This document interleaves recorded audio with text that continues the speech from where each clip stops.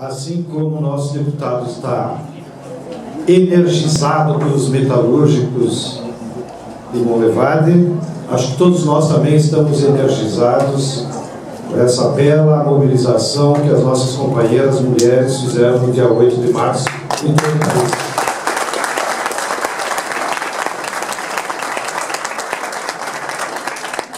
Vim aqui atendendo o convite dessa casa, me sentindo privilegiado de poder usar esse microfone e transmitir algumas reflexões para todo o povo de Minas Gerais, os militantes que aqui nos acompanham, num momento muito grave da história do nosso país. E atendi de bom grado o convite, porque me pareceu que justamente esses momentos graves, que são amplificados distorcidamente pela imprensa burguesa, que a todo momento cria factoides, fulano vai renunciar, Beltrano vai ser preso, não? Nos exige, como militantes e organizadores do povo, uma reflexão mais aprofundada. É claro que nós devemos partir do princípio de manifestar toda a nossa solidariedade ao companheiro Lula pelas perseguições que vem sofrendo de alguns membros do Ministério Público de São Paulo e do Poder Judiciário Federal. Que algum dia também teremos que fazer uma reforma do Poder Judiciário nesse país.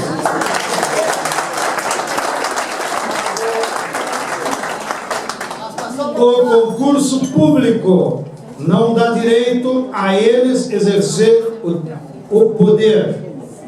A nossa Constituição é clara: todo o poder emana do povo e somente o povo é que tem o direito de decidir. Mas, infelizmente, o Poder Judiciário no Brasil é ainda um poder autoritário. Quem diz isso não sou eu, antes que alguém queira me processar. Quem disse isso foi um membro do Supremo Tribunal Federal, ministro Marco Aurélio de Mello, que disse: a pior ditadura desse país é a ditadura do Poder Judiciário. Fecha aspas. De maneiras que toda a nossa solidariedade ao companheiro Lula por essa perseguição que ele e seus familiares estão sofrendo. E precisamente para nós não ficar só na manifestação humanista que é necessária, da solidariedade, do conforto, é que nós temos que recorrer à política, à análise, para entender o que está acontecendo. E é isso que eu me proponho compartilhar com vocês, que é uma reflexão que nós temos feito a nível nacional, não só no MST, ou na Via Campesina, mas sobretudo nessa frente ampla que construímos nessa casa, a partir da Conferência Nacional em setembro do ano passado, quando aqui fundamos a Frente Brasil Popular, com a participação de mais de 5 mil militantes de todo o Brasil. Essa Frente Brasil Popular, ela se constituiu em coletivos nacionais, estaduais, e agora está se enraizando pelos municípios do Brasil. Mas, sobretudo, ela conforma um amplo leque de 60 movimentos e forças populares do nosso país, a mais ampla possível, e 10 partidos e correntes partidárias que participam conosco. E Sem fugir das minhas responsabilidades pessoais, eu queria então compartilhar com vocês algumas dessas reflexões que temos feito. Primeiro, nós temos que compreender os antecedentes históricos que nos levaram a esse momento, como um exercício de entender que sempre o dia de hoje é fruto do ontem, e o que fizermos hoje vai influenciar o amanhã. Nada é extemporâneo. Então, olhando um pouquinho para trás, nós sofremos uma derrota como classe trabalhadora em 89, derrota de um projeto para o país, que era o projeto democrático popular, e isso ensejou que as elites desse país nos impusessem um período de 15 anos do neoliberalismo. O neoliberalismo é a essência de um projeto de dominação do capital sobre os povos. E é isso que a palavra diz, inclusive, é a liberdade total para o capital, frente aos direitos dos trabalhadores, à sociedade, ao Estado. Porém, o neoliberalismo provocou muito rapidamente contradições, porque ao não ser um projeto de sociedade e da maioria da população que são os trabalhadores, ele não consegue resolver o problema das massas. E ao não promover a solução dos problemas, os problemas aumentam. Aumenta o desemprego, aumenta a miséria, aumenta a desigualdade social. E a resposta que o povo brasileiro deu àquele fracassado projeto foi a eleição do Lula em 2002. Porém, o projeto vitorioso do Lula já não era o democrático popular. O Lula só ganhou as eleições porque fez um pacto com as elites, naquilo que hoje, olhando para trás, nós chamamos de neodesenvolvimentismo. Mas o neodesenvolvimentismo era um programa progressista e necessário para o nosso país, para podermos bloquear a senha do capital e fazer uma transição para um novo período histórico. E esse pacto que viabilizou o neodesenvolvimentismo estava baseado em 3 pilares: a retomada do crescimento econômico pela indústria. Então houve um esforço coletivo de voltar a investir na indústria para que o crescimento da indústria gerasse emprego, renda e a economia crescesse. E assim foi feito. Segundo pilar, o Estado recuperaria o seu papel frente ao mercado, como indutor de políticas públicas e sociais, e de aplicador, se quiserem, os mais antigos como eu e o Juarez, me corrija no conceito, o Estado como aplicador da mais-valia social, ou seja, aquela riqueza que o Estado recolhe de cada um de nós pelos impostos, e então, no projeto neoliberal, o Estado tem que devolver a mais-valia social para, através das políticas públicas, ir resolvendo os problemas do povo. E assim foi feito. No 2003 para cá, várias políticas públicas na moradia, na educação, na saúde, fizeram que o Estado ajudasse a resolver o problema dos povos. Inclusive, pela primeira vez em 500 anos, nós tivemos um programa de moradia popular subsidiado, que é o Minha Casa Minha Dilma. E o terceiro pilar era a necessidade de distribuição de renda. Ou seja, a população tinha que melhorar de vida e, portanto, tinha que repartir melhor o resultado do seu trabalho. E isso foi feito também, através, sobretudo, do aumento do salário mínimo, que, por decorrência, como ele é indutor das políticas da Previdência Social, ele contribuiu para que a população melhorasse as condições de renda e de vida em geral. Esse programa foi um sucesso, Porque, como dizia o próprio Lula, todos ganhavam. Embora, claro, os banqueiros ganhavam mais, os industriais também ganhavam, a classe média ganhou, mas os trabalhadores também ganhavam, e os mais pobres também ganharam. E ele foi tão exitoso que ganhou 4 eleições.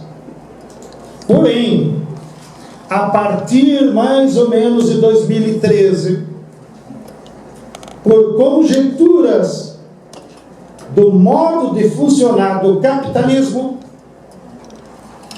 aqueles 3 pilares que sustentavam de maneira objetiva o modelo se esgotaram. A indústria deixou de crescer, o Estado deixou de recolher, os programas sociais diminuíram e o salário se estabilizou. O salário como salário médio da população trabalhadora. Ao romper-se os pilares que sustentavam aquele modelo, os primeiros a cair fora do pacto foi a burguesia. Porque ela já não via mais conveniência em compactuar com os trabalhadores. E vamos combinar, mesmo com quem está em casa. Se nós tivéssemos mais uma semana de eleição em outubro de 2004, a burguesia tinha convencido os trabalhadores a votar contra a Dilma. 2014. E ela teria perdido as eleições. Tal o tensionamento que já resultava do esgotamento daquele modelo. Com o esgotamento do modelo, que não depende de vontades pessoais nem do governo, eles são parte dessa correlação de força que vai se produzindo na sociedade. Nós chegamos a uma situação atual dos últimos 2 anos, que não é de hoje, não é desse mês. É por isso que nós temos que analisar com cuidado, para também não só cair na emoção, porque o que está em jogo não é só o Lula, não é o governo Dilma. A situação que nós chegamos agora é que a sociedade brasileira inserta de uma maneira subordinada no capitalismo internacional, da qual nós somos dependentes. E aí façamos uma autocrítica como esquerda, porque quando o neodesenvolvimentismo estava bombando, muitos de nós achávamos que o Brasil agora era o bambambam. E esquecemos que havia imperialismo. E esquecemos que havia um controle sobre a nossa economia brasileira do capital financeiro internacional. Que no fundo, quem manda na economia brasileira não é o ministro da Fazenda. Quem manda na economia brasileira como lógica de funcionamento é o capital financeiro e são as empresas transnacionais. Eles que decidem aonde vão investir, como investir, qual a taxa de lucro e para onde vão.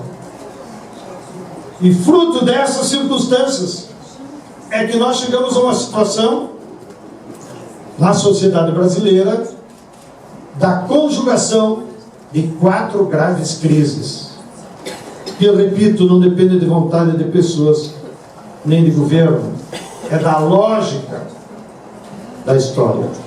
Nós estamos enfrentando uma crise econômica, uma crise social, uma crise política e ambiental. A crise econômica, que não vou me estender, todas as correntes dos economistas escrevem sobre ela, mas ela aparece mais contundentemente na queda do crescimento da economia, na perda do peso da indústria na sociedade. Na década de 80, a indústria pesava 80%, daí a importância de mão levada. Hoje a indústria, face a esse ataque permanente do capital internacional, desindustrializou o nosso parque fabril. E hoje ela pesa 9% só na economia brasileira. E os 2 fundamentos de uma sociedade onde se produzem novas riquezas no país é a indústria e a agricultura. O setor de serviços e o capital financeiro e o governo eles só circulam uma riqueza que tem que ser produzida na indústria ou na agricultura. E quando esses dois setores vão mal, puxa toda a economia para trás. Aí sempre tem o companheirinho que diz: não, mas lá perto de casa tem um cara que nunca ganhou tanto dinheiro. Claro, os ricos vão procurar se defender, os capitalistas financeiros continuam ganhando dinheiro na especulação, no rentismo. Agora saiu os balanços dos bancos, bilhões de lucros do Itaú, do Bradesco. Mas na média, na sociedade brasileira, há uma crise da economia.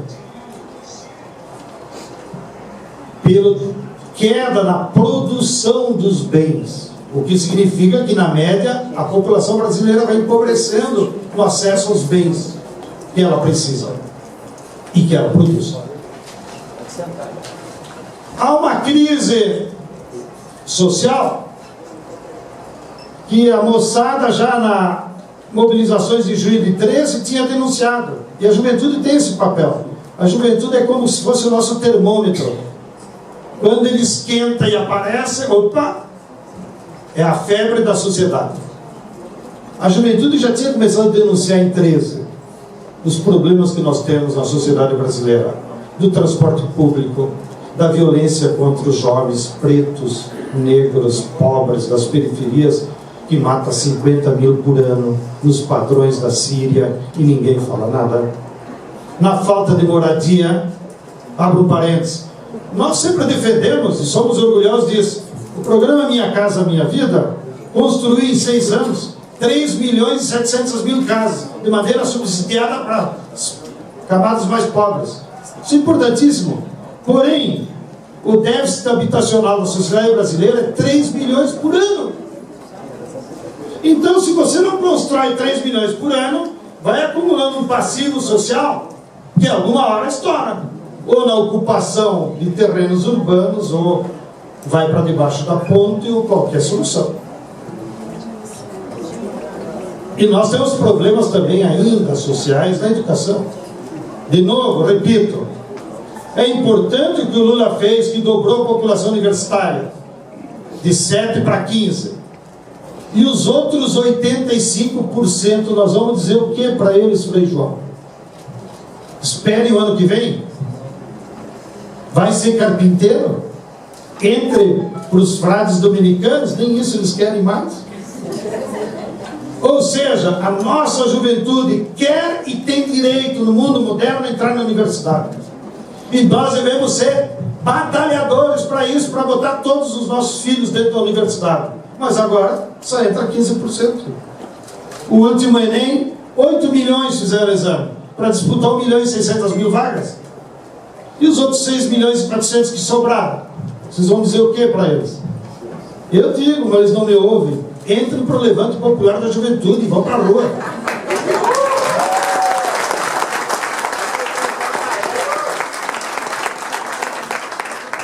Nós temos uma crise ambiental que vocês aqui de Minas estão pagando caro, que é resultado de quê? Que o São Pedro dorme demais? É resultado da sanha do capital, que em épocas de crise, conforme nos explicou a Rosa Luxemburgo, em épocas de crise, o capital financeiro e volátil, ele vai lá para a natureza e procura se apropriar, privatizar tudo que ele pode, como uma espécie de salvo-conduto para o próximo período de acumulação.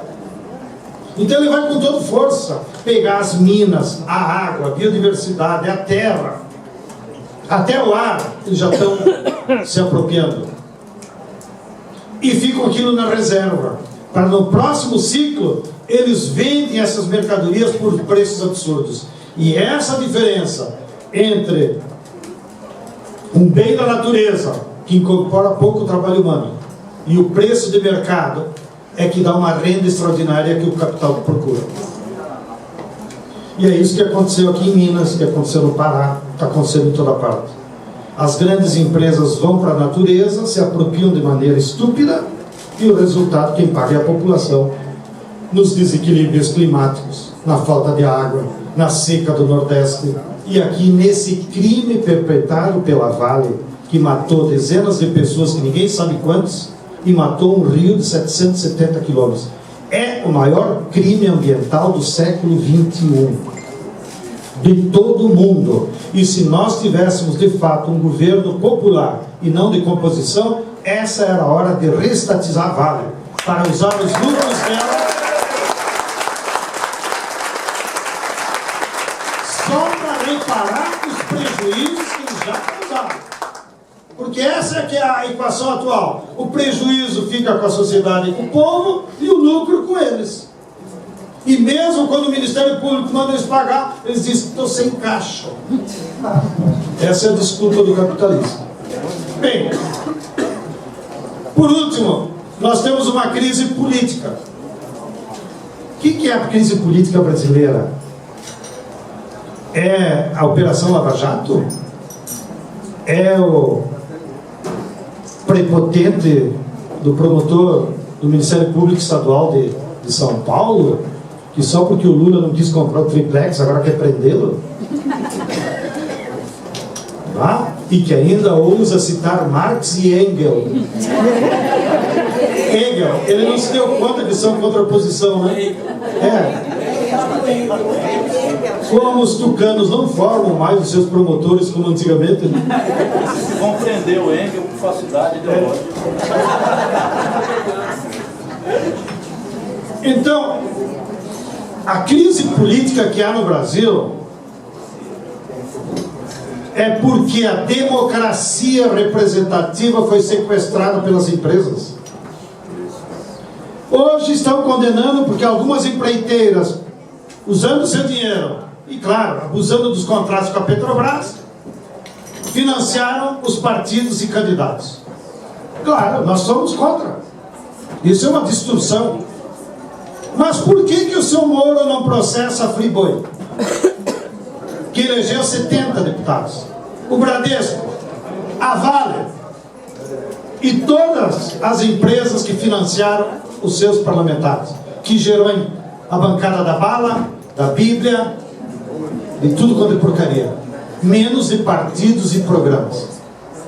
Então essa que é a crise. As empresas sequestraram a democracia e pelo financiamento privado elas decidem quem vai se eleger. E mesmo quando o Ministério Público identifica, como no caso do Cunha, que ele desviou o dinheiro da Petrobras, botou 5 milhões em contas na Suíça, ele faz chantagem e diz: mas por que só eu, se eu ajudei outros 100? Ou, no caso da Operação Lava Jato, claramente manipulada pelo ministro do Moro, que ele confessa. O ministro ainda não. Não, mas ele se comporta como? Me salvei dessa.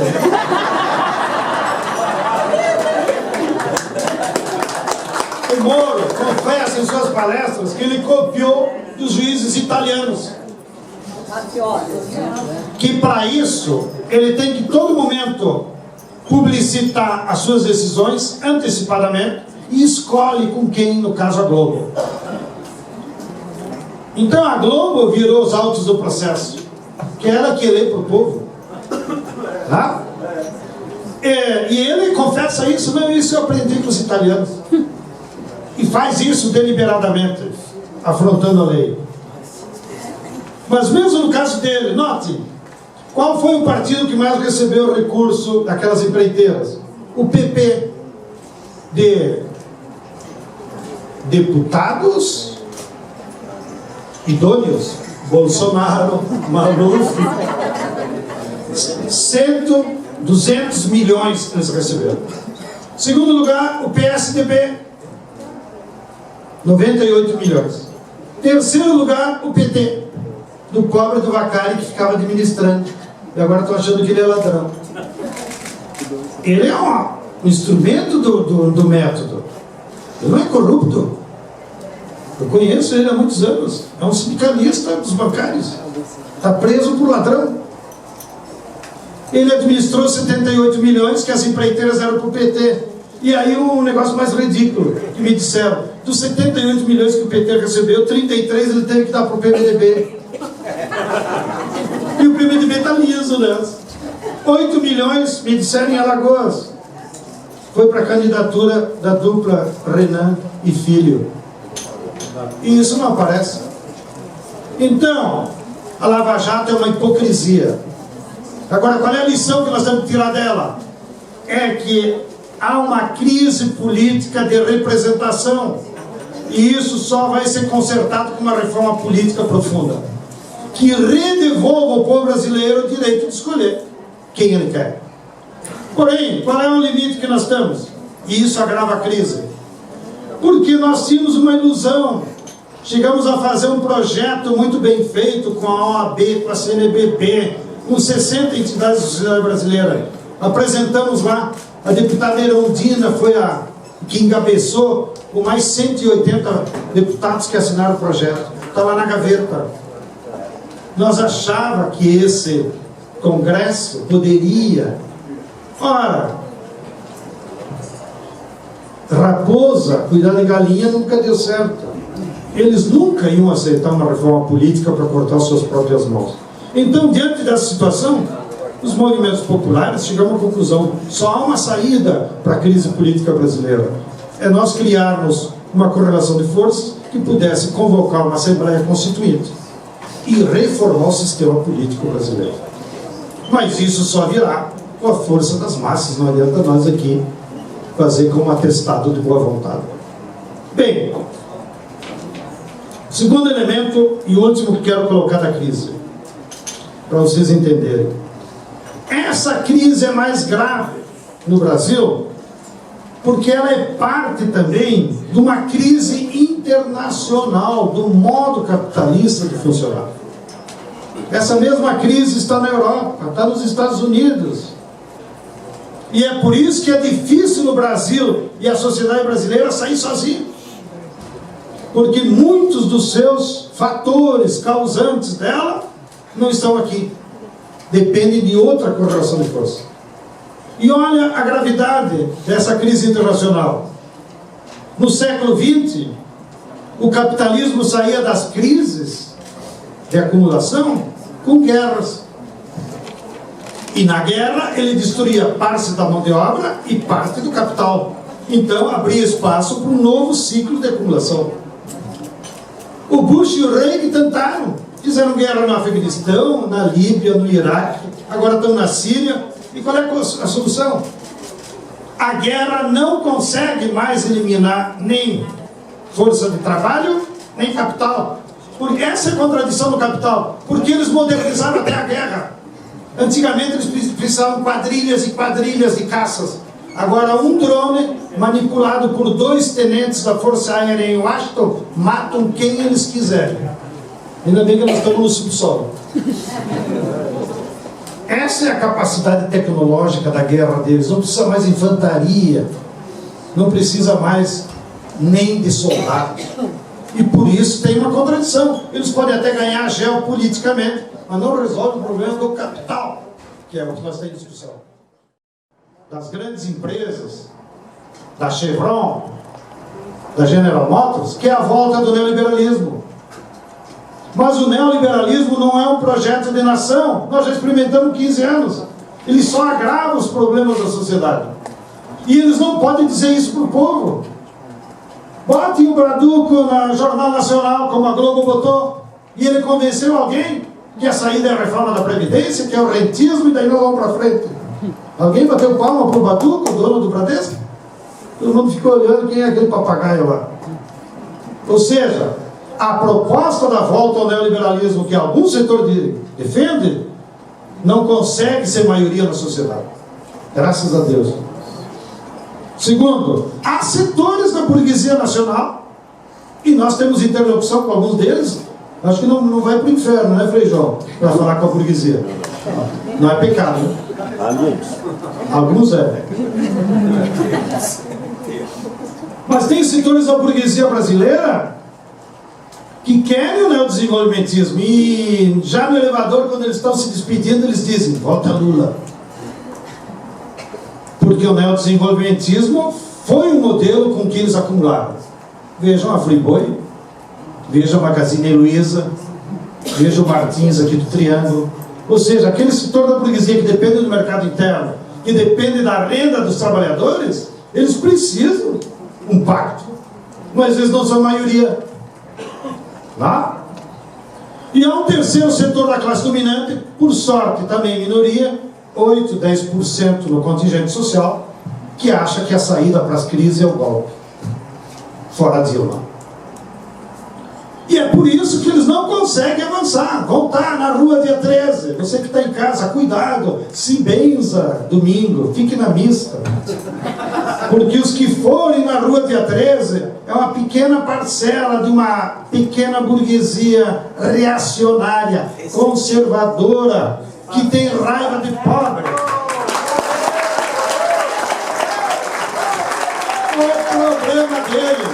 O problema deles. Vamos combinar primeiro os conceitos. Já que estamos aqui, eu e o Juarez, como zeladores do marxismo. Vamos combinar os conceitos. Não existe classe média na sociedade. Porque senão teria que ter classe alta, classe baixa. O que nós somos? Classe o quê? Sub?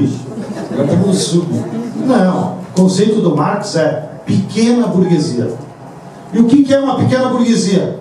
Um burguês com bolso pequeno. Mas ele é sempre um burguês ideologicamente. E portanto essa pequena burguesia que irá nas ruas dia 13 é iludida. Eles não são contra Dilma, eles são contra os pobres.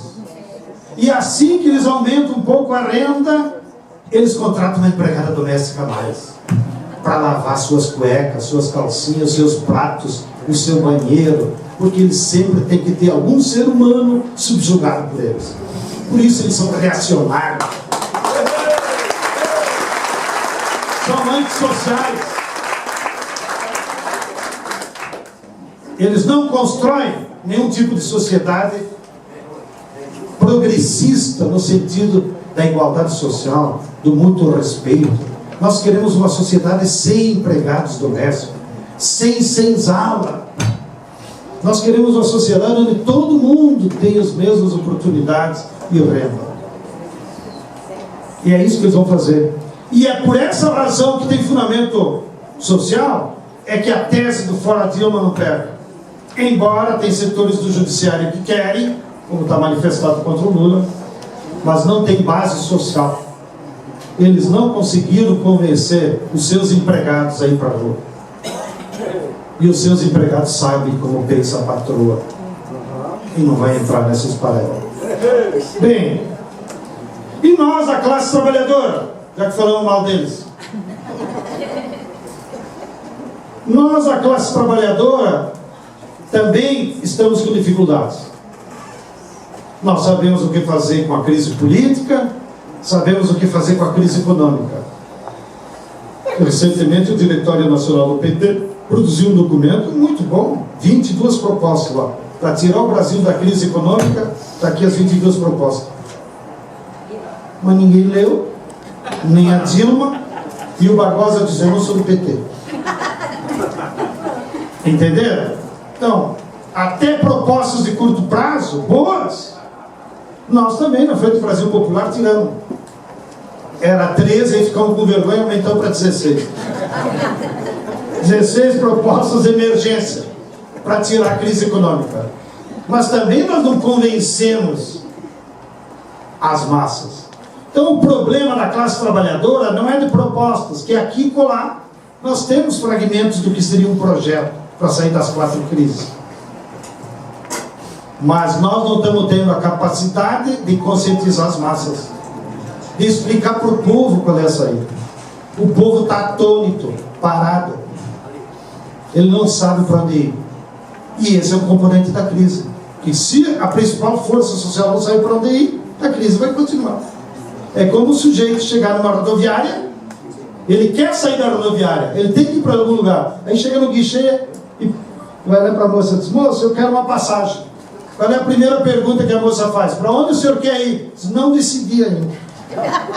Ele vai ficar lá girando na rodoviária. O povo brasileiro está girando na rodoviária, não sabe para onde ir. Aí ele tem que tomar uma decisão. Lá. E esse é o desafio nosso. Bem, nesse quadro de insegurança, vamos dizer, de indefinições, mais precisamente, do quadro, Evidentemente que a classe dominante tem mais força política e ideológica e ela está tomando as iniciativas para tentar, pelo menos, continuar ganhando dinheiro. E isso nós precisamos estar alertas, que é o que eu chamaria as táticas da classe dominante nesse quadrante de crise, ainda que eles não tenham unidade em torno de um projeto. Então, enquanto eles não constroem uma unidade, que eles tentaram. A classe dominante via partidária, PSDB e PMDB, pela fundação do PMDB, organizou lá o programa Agenda Brasil. Mas o programa Agenda Brasil é um rótulo para o programa neoliberal. E, portanto, o Friboi estou fora. Então, o Agenda Brasil, mesmo com o patrocínio do PMDB, não conseguiu se transformar num programa, porque ele é na ciência neoliberal. E não teve adesões da sociedade, das classes. Não adianta os partidos apresentarem se as classes não se movem. O partido é a mediação da classe. Se a classe não reconhece o partido, não resolve nada. Então o que a classe dominante está fazendo? Ela está usando o seu poder hegemônico na mídia para verbalizar, para conquistar ideologicamente as massas e bracar a possibilidade das massas construírem um projeto próprio. E é por essa razão que, nesse momento, um dos principais inimigos da classe trabalhadora é a Rede Globo. Porque é a Rede Globo que explicita a vontade ideológica da burguesia, da classe dominante. Não em forma de projeto. É na forma de ataque a nós. É de impedir que a classe trabalhadora apresente o seu projeto. Então eles vêm para o ataque, parece o Barcelona, né? Eles vêm contra nós para se defender. Não? E, segunda tática deles, influir no próprio governo Dilma com a agenda neoliberal. Eu sei que entre nós, como nós não queremos golpe, tu falar do governo Dilma já dá uma coceirinha, né? E já estão na oposição. Companheiros, a melhor defesa que nós possamos fazer do governo Dilma é apontar os seus erros. O governo Dilma não precisa de puxa-saco, já tem demais em Brasília. O governo Dilma precisa de companheiros que tenham a coragem de dizer aonde está errando, porque senão vai levar a vaca para o brejo. E não é por culpa dela, pessoal, nunca devemos personalizar, mas o governo Dilma está cometendo erros porque assimilou pautas que a burguesia impôs, como é, por exemplo, a Previdência. A classe trabalhadora precisa mudar o que na Previdência? Se precisar mudar é para melhorar. Mas por que a burguesia e o Balduco, na última reunião do Conselho, botou a pauta da Previdência? Porque a burguesia sonha em privatizar a Previdência, como fizeram no Chile, na Argentina, porque a Previdência é a principal forma deles se apoderarem da poupança nacional sem pagar nada. E o cara fica pagando 20, 30 anos para os fundos de pensão administrados pelo capital financeiro, ou seja, é a galinha de ovos de ouro do capital financeiro. Assim eles fizeram na Europa, na Grécia. Então eles precisam, mas isso é a pauta deles, não nossa. Então nós vamos ficar quietos quando o Barbosa ontem fez uma reunião lá com o Lula e com os movimentos da Frente do Brasil Popular. Imprensamos ele. A crise econômica, o que tu vai mudar? Aí ele reconhece os erros em sala pequena como essa. Ainda bem que tem alguns que, como eu, falo em público. Espero que tenham gravado aqui na televisão. Eu repito.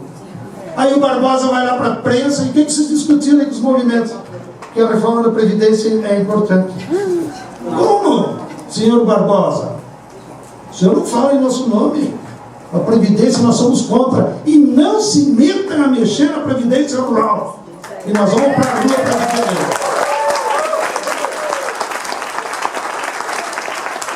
Bem, mas isso, digamos, as nossas mazelas internas. Que nós temos que alertá-los para ele, o pré-sal, bem lembrado. O Lindenberg quase teve um infarto. Porque nós íamos barrar o projeto do céu. Aí o governo, na ilusão, fez acordo com o Jucá. E agora foi para a Câmara, pelo menos teve mais uma batalha. mas o acordo é inaceitável. Tem a outra tática da burguesia. De novo, a tática deles é preventiva, é inviabilizar a candidatura Lula 18. Então eles estão fazendo de tudo. O Lula tem 3 galinhas e tinha ganho só 2. Quem é o dono da terceira galinha que a Marisa tem lá no sítio? É o Hegel agora. Tudo isso é firula, é por isso que nós não podemos cair na firula deles. A firula deles qual é? Eles têm que inviabilizar a candidatura do Lula. E não é inviabilizar juridicamente, porque isso nós temos segurança. É inviabilizar o imaginário das massas. Essa que é a tristeza. Então, e eles querem inviabilizar o Lula porque eu acho que eles estudam mais do que nós. Porque eles sabem que uma vitória do Lula em 18 seria necessariamente para um projeto superior do neodesenvolvimentismo. Porque eles já estão contra. Então eles sabem, se o Lula voltar em 18, vai ser com um projeto popular. Vai ser com um compromisso maior com a classe trabalhadora. E aí é a desgraceira deles. Vai diminuir a taxa de lucro deles. Então eles têm que viabilizar o Lula. Mas como Deus desiste, vou te citar também aqui hoje. Tem alguns petistas, já são pouco, viu? Que nós se autodefinimos como cristãos marxistas. E eu sempre repito isso para ver se ganho mais adeptos. Né? E ser cristão marxista tem uma vantagem, que quando o Espírito Santo não te ajuda, tu pode apelar para a dialética.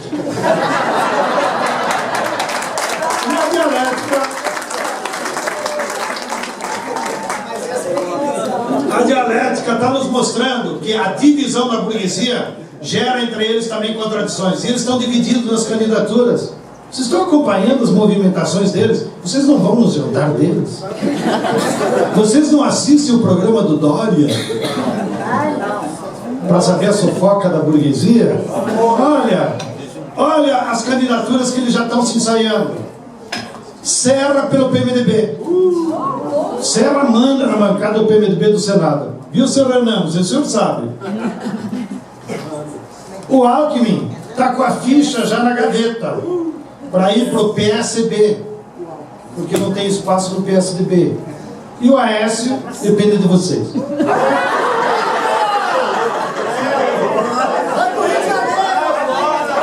O Álvaro Dias, tucano, perseguidor de professor do Paraná, foi para o PV para ser candidato. Cristóvão Buarque, que só pensa naquilo, está no PPS para ser candidato pelo PPS, o Partido Progressista. Né? Entenderam? A Marina não precisa vaiá-la, porque os votos da Marina, companheiros, nós temos que ser respeitosos, e ela vai fazer sempre 10% da Assembleia de Deus. É verdade. O partido da Marina é a Assembleia de Deus. E vai fazer 10%. Então, notem, Bolsonaro foi para o PSC para ser candidato pelos militares de pijama. Então, olha, a burguesia está dividida aqui na nossa sala. Por isso que eles, sabendo que eles não têm unidade, eles têm que bater no nosso. Tá? Essa é o que está por trás do que está acontecendo. Bem, já estou abusando muito da paciência de vocês. É a única televisão que não impõe em tempo. Que não seja presunção minha. Google no jornal 247. Tudo bem. O companheiro está dizendo que provavelmente a minha fala vai ser repetida pelo menos no portal 247. Feita a propaganda. Quem gosta de entrar na internet é um bom portal, mas tem outros como Luiz Nassif, Paulo Henrique Amorim, Conversa Fiada, o Portal Vermelho, Brasil de Fato, Viu Mundo, Ópera Mundo, enfim, temos aí mais de 60 portais e blogueiros de esquerda que nos ajudam a conscientizar o povo.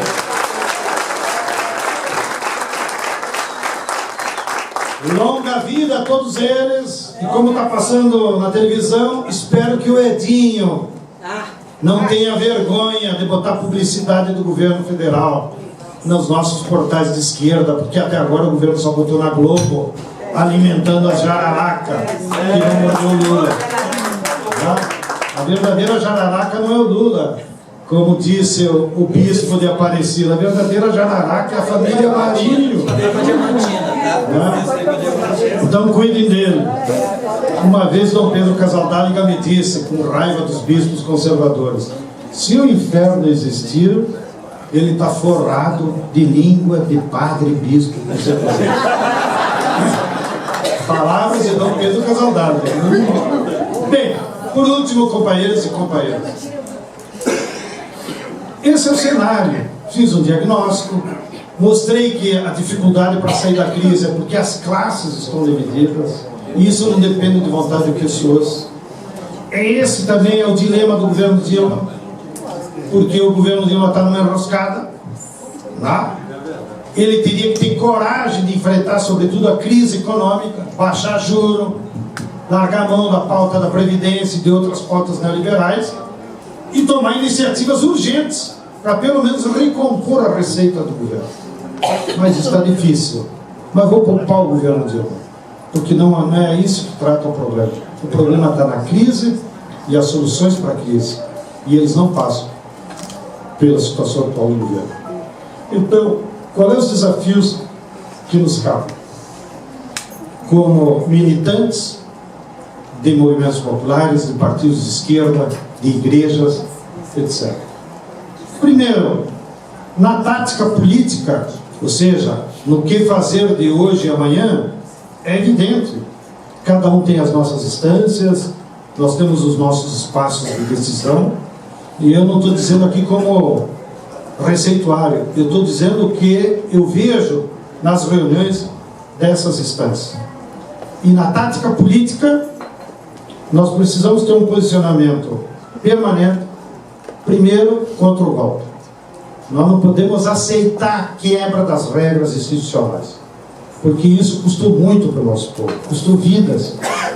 Então, qualquer medida que represente um golpe, e um golpe, companheiros que estão no interior, que estão me ouvindo na televisão, que nem os conheço, evidentemente, o golpe é quando, por ilações judiciais ou propaganda da Globo, se quer romper o direito democrático de quem foi eleito.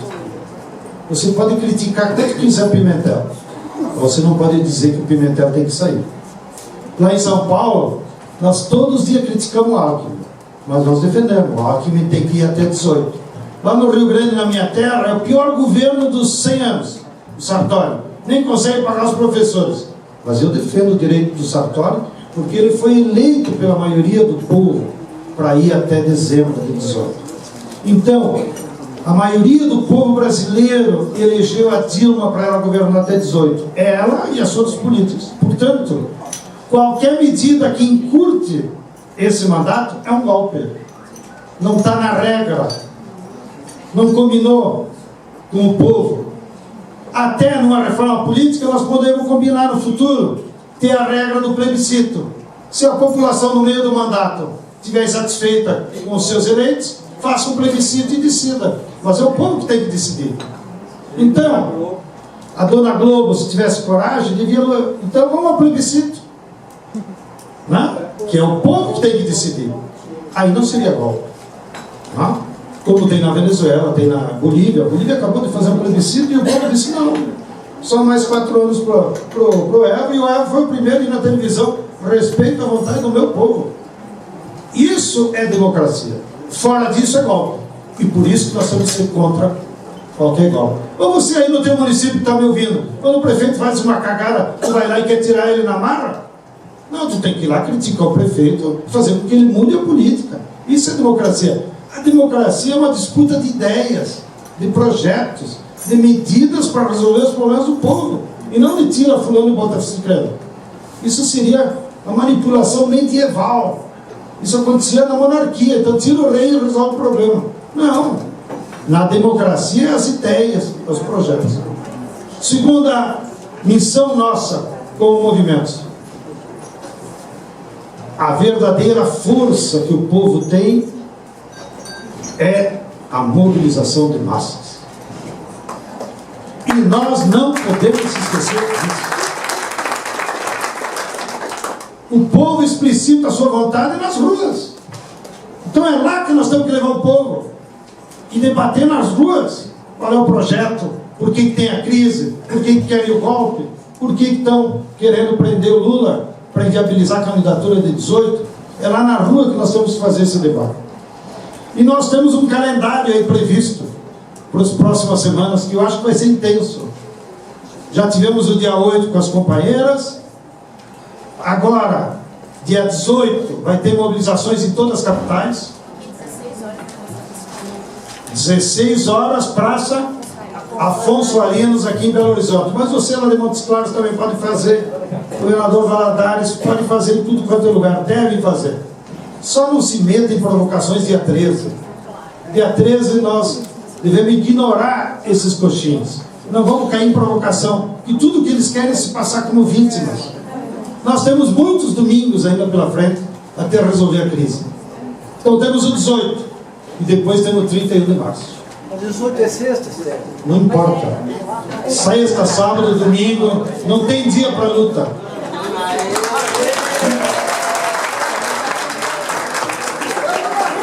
Então, dia 31 de março, nova data. Pegando então, vocês aqui de Minas têm obrigação de massificar, porque foi dia 31 que as tropas saíram do governador Valadares para ir para o Rio. Dizem fora, desculpa.